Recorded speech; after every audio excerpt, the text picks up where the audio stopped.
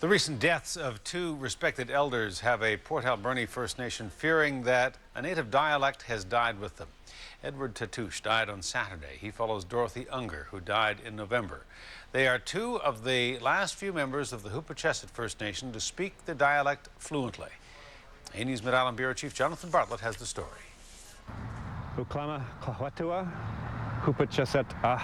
They are words from a traditional introduction, spoken in the Hupacasath dialect, a form of the Nuchalnelth language. They are words spoken by very few people, and some fear it's a language heading for extinction. To my knowledge, again, this is only to my knowledge, I know of one fluent speaker, and I do know that there are probably advanced speakers. Rod Sayer is a coordinator with the Hupacasath Language Project in Port Alberni.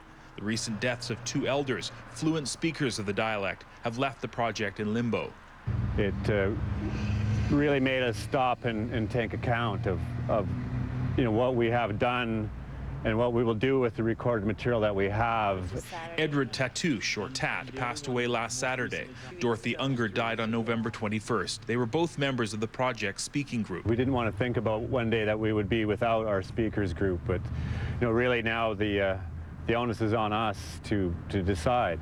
At least 4 indigenous languages and dialects in BC have already gone extinct. Language is about identity, history, culture. It defines a people. But as the years go by, and with the passing of fluent speakers, that language could be lost forever. Residential schools are often blamed for killing First Nation languages on the coast. Students were banned from speaking their mother tongue while in school. There's a generation gap when it comes to indigenous language. Generations of First Nation children were taught that speaking their own language was wrong. My mother told me stories of how they'd go out on the roof of the school at night and they'd get together and talk their language in secrecy.